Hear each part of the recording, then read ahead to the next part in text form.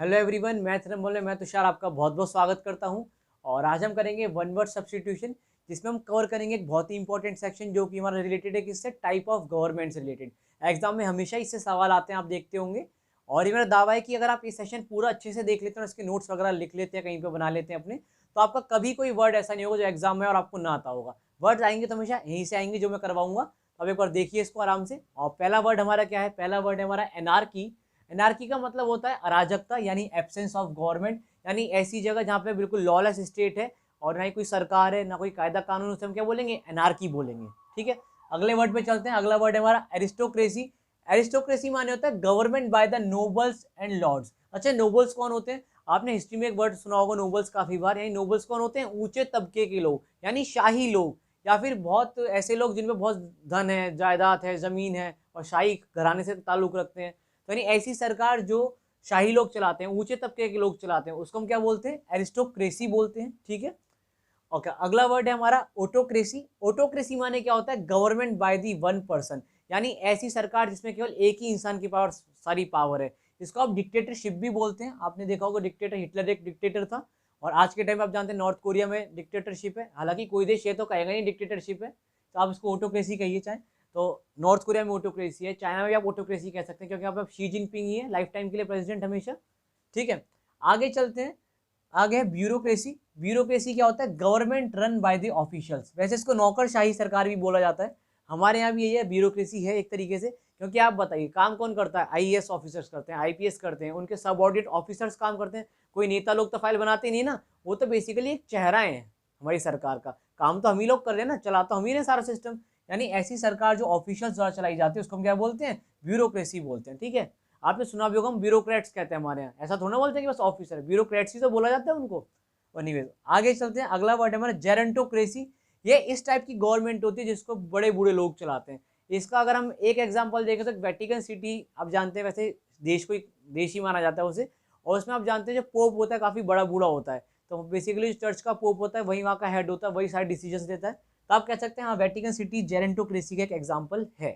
ठीक है, आगे चलते हैं और देखते हैं अपने अगले वर्ड्स। ओके, तो देखिए अगला वर्ड है हमारा डेमोक्रेसी। ये क्या होता है? ऐसी सरकार जो लोगों द्वारा चुनी जाती है। आई होप आप में से बहुत सारे लोगों को पहले से ही पता होगा। डेमोक्रेसी माने गवर्नमेंट बाय द पीपल, यानी लोगों के द्वारा चुनी गई सरकार। अगला वर्ड है हमारा टेकिस्टोक्रेसी। टेकिस्टोक्रेसी होता है government by the worst people, यानी ऐसी सरकार जो बहुत ज्यादा बेकार लोग चला रहे हैं, करप्ट लोग चला रहे हैं, जैसे गुंडे मवाली मान लो सरकार में करप्ट लोग हैं, तो वो क्या होगा? हमारा टेकिस्टोक्रेसी हो जाएगा, यानी government by the worst people, सबसे खराब लोगों द्वारा चलाई गई हुई सरकार को क्या बोलते हैं? हम टेकिस्टोक्रेसी कहते हैं। ठीक है, अगला वर्ड है हमारा नियोक्रेसी।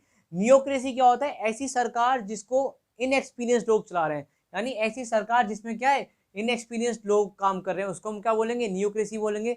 एग्जाम्पल के तौर पर जब केजरीवाल पहली बार दिल्ली में आए थे, उससे ज्यादा कोई पॉलिटिक्स का वो था नहीं एक्सपीरियंस।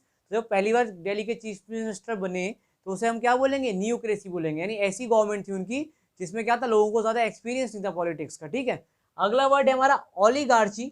ओलिगार्ची मतलब होता है ऐसी सरकार जिसमें बहुत गिने चुने लोग हैं। ठीक है, government by the few persons, यानी ऐसी सरकार जिसमें बहुत गिने चुने लोग हैं, 4-5 ही मिनिस्टर है। अब जैसे हमारे यहाँ क्या है? हमारे तो कैबिनेट होती है, फिर उसके बाद स्टेट के अलग से मिनिस्टर बनाते हैं, स्टेट रिप्रेजेंटेटिव के। आप जानते हैं ना, कैबिनेट में पहले 20-25 मेंबर, फिर स्टेट के अलग मिनिस्टर, फिर चीफ मिनिस्टर स्टेट के अलग हैं, उनके अंदर फिर अलग मिनिस्टर है, एजुकेशन का अलग, हर तरीके के अलग मिनिस्टर है हमारे यहाँ। तो यानी हमारे तो ये है नहीं ओलिगार्ची, हमारे तो क्या डेमोक्रेसी है प्लस ब्यूरोक्रेसी है और सेक्युलरिज्म है, आप जानते हैं। अगला है हमारा प्लूटोक्रेसी।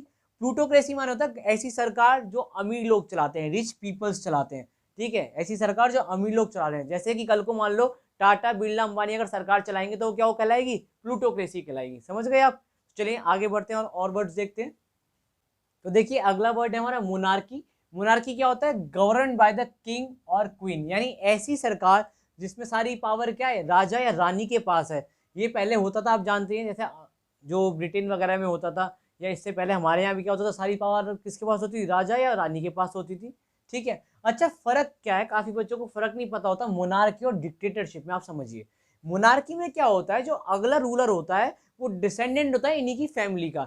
बट डिक्टेटरशिप में ऐसा नहीं है। मान लीजिए आप ज्यादा पावरफुल है, आप नॉर्थ कोरिया के वहां के डिक्टेटर को हरा दीजिए, आप बन जाएंगे वहां के डिक्टेटर। समझ रहे हैं ना आप मैं क्या कहना चाह रहा हूँ? तो डिक्टेटरशिप में क्या होता है? कोई भी पावरफुल व्यक्ति अगर पूरे सब रीजन पर कंट्रोल कर पाता है तो वो वहां का डिक्टेटर कहलाता है, और वही वहां की फिर क्या करता है? सरकार को चलाता है। बट मोनार्की में क्या होता है, जो किंग और क्वीन होते हैं इन्हीं के डिसेंडेंट्स आते हैं आगे, ठीक है। तो चलते हैं अगले वर्ड पे। अगला वर्ड है हमारा थियार्की। थियार्की माने होता है गवर्नमेंट बाय द गॉड्स, जो शायद इस दुनिया में तो कहीं नहीं चलती है, स्वर्गलोक में चल रही होगी अभी भी। चलिए आगे बढ़ते हैं। अगला वर्ड है हमारा थियोक्रेसी। थियोक्रेसी क्या होता है, government by the law of religion, यानी जो आपका रिलीजन होता है उसमें जो भी कायदे कानून है अगर उसके हिसाब से सरकार चल रही है या उसी के बेस पर सरकार बनी हुई है तो उसे हम क्या बोलेंगे, थियोक्रेसी बोलेंगे। अच्छा यहाँ से आप एक रूट वर्ड भी देखिए, क्या THE। आपने कहा दोनों में थी आ रहा है, वैसे तो एक वर्ड होता है रूट वर्ड क्या, थियो, इसका मतलब ही क्या होता है, गॉड से रिलेटेड या रिलीजन से रिलेटेड, ठीक है। तो आप हमेशा ध्यान रखिए कभी अगर थियो वर्ड आता है तो ये पक्का ही किसी ना किसी किससे मतलब किसी भगवान से या रिलीजन से रिलेटेड होगा, ठीक है।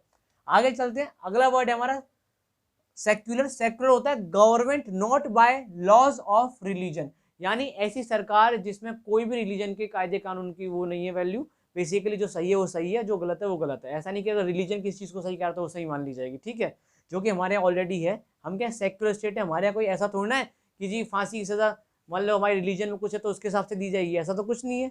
जो अगर किसी ने खून किया तो उसको फांसी की सज़ा मिलेगी, नहीं किया तो नहीं मिलेगी, ठीक है। आगे बढ़ते। अगला है हमारा ऑक्लोक्रेसी। ये क्या होता है, गवर्नमेंट बाय द मॉब, या फिर इसको मोबोक्रेसी ही बोलते हैं। अब काफ़ी बच्चों को मॉब को मतलब नहीं पता होगा, काफ़ी बच्चे मॉब और क्राउड में कंफ्यूज रहते हैं क्या होता है। वैसे तो मॉब माने भी क्या होता है, भीड़ होता है, और क्राउड माने भी भीड़ होता है, लेकिन मॉब माने क्या होता है, झुझरालू भीड़, बिल्कुल जो गुस्से में है इस तरह से। तो बेसिकली ऑक्लोक्रेसी क्या होगा, गवर्नमेंट बाय द मॉब, ठीक है। अच्छा एक वर्ड और लिख लीजिए, यहाँ पे लिखा नहीं है, मिस हो गया है, एक आप लिख लीजिए। यहाँ इसे हटा देता हूँ मैं थोड़े से नीचे के दो, तो आपने स्क्रीनशॉट ले लिया होगा आई होप। एक आप वर्ड लिख लीजिए, पेनार्की।